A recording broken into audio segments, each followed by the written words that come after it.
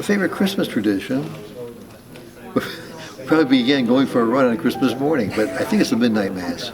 I mean, all flags up. I mean, midnight mass is the quintessential experience, and I think that people wonder, why do you have to have mass exactly at midnight? Well, I think Matthew's gospel is very specific, that when the bridegroom will return, he specifically says he'll return at midnight.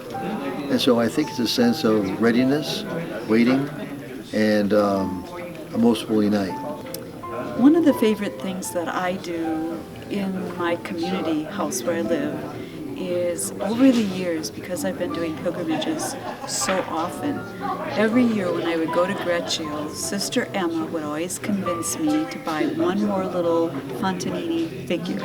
And so I have a collection of Fontanini figures that come from our old health center.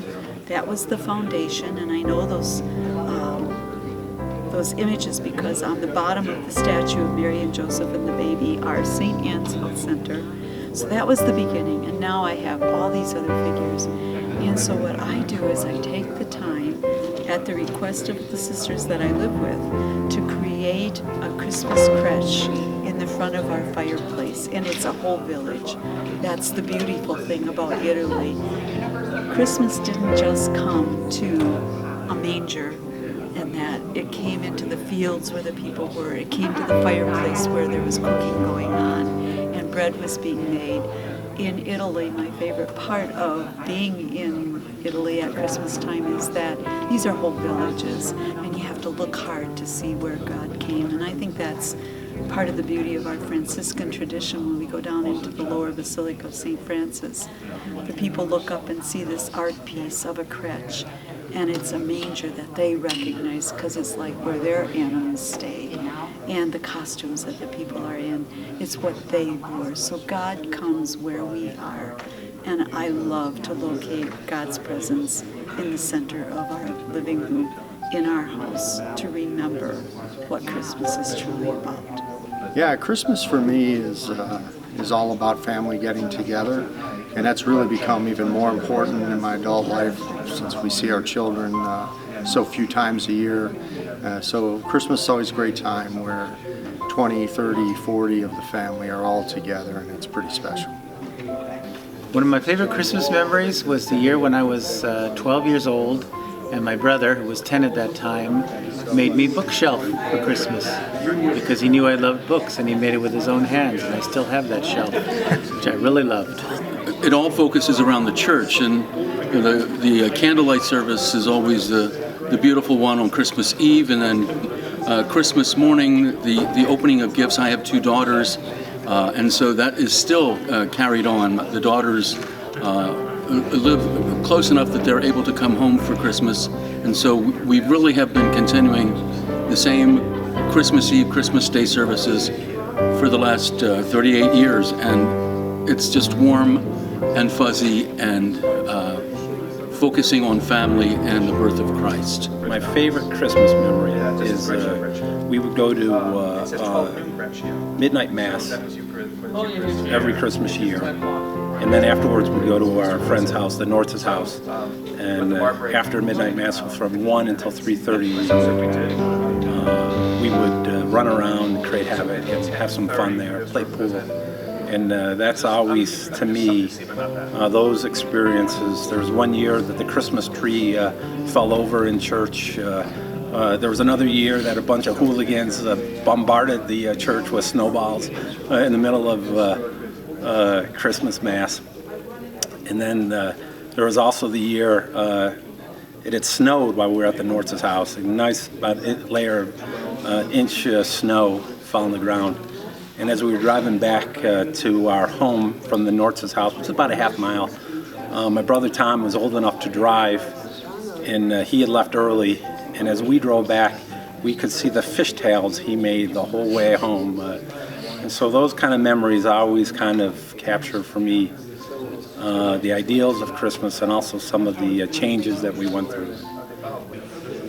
Well, Christmas is a special, very special, has always been very special in my life. I come from a family, I'm the oldest of 5. it was always, it's associated in my memory with warm, even though it's in the heart of winter. I mean, at least in Belgium, where I come from, and here too. But something warm, we are happy to be together. I remember I loved the midnight mass, even as a young kid, altar boy, falling asleep during it. But it's all, I'm looking forward to it. And while in pilgrimage, I always like if we can stop at Greccio, and even if it's in the middle of spring, summer, but we can celebrate the memory of what Francis has done there. Growing up, we used to have a little Advent wreath with the candles, and then we had a large nativity scene. And for a while, we would get new pieces every year, and then at Christmas Eve, we would, as part of the Advent prayer, place baby Jesus in the manger. And at some point, I'd come and commented how beautiful the scene was, and that I would love one for my own family someday. And then I think it was about like 11 or 12, my parents started gifting us kids 2 pieces to start our own set. So like the first year we got Mary and baby Jesus, then Joseph and the donkey, and then so many different shepherds. But it's really great to have something tangible that draws me back to that family tradition, and also a great time to pause and think about who's coming new to my own family in Christmas celebration that year.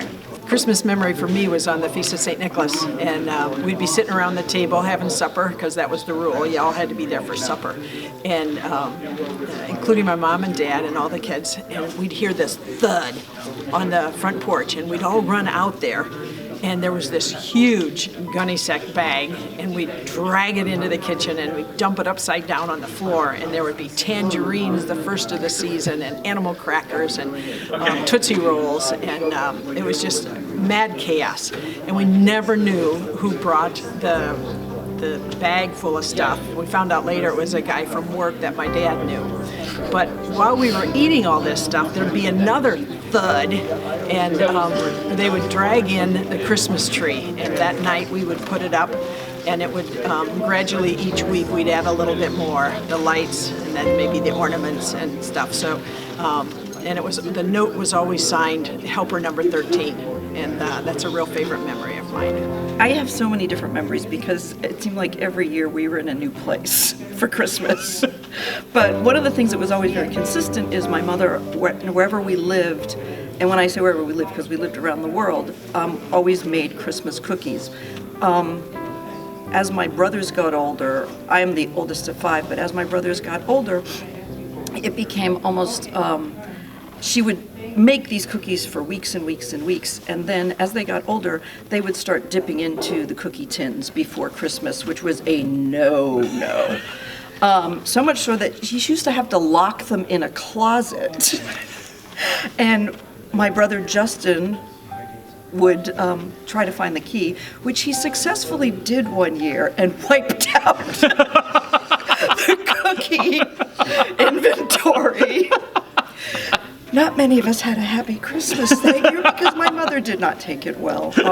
So that was the end of cookie baking for quite a while. My favorite Christmas memory is going to midnight mass when we were children. And our parish was about 12 miles out into the country, and we'd get in the car, and every year my mother would forget her purse. But we never realized that Mom was always forgetting her purse, and when we got home from midnight mass, Santa Claus had been there and the presents were around the tree, and it was kind of a Christmas miracle, but never figured it out until I was about 25. So.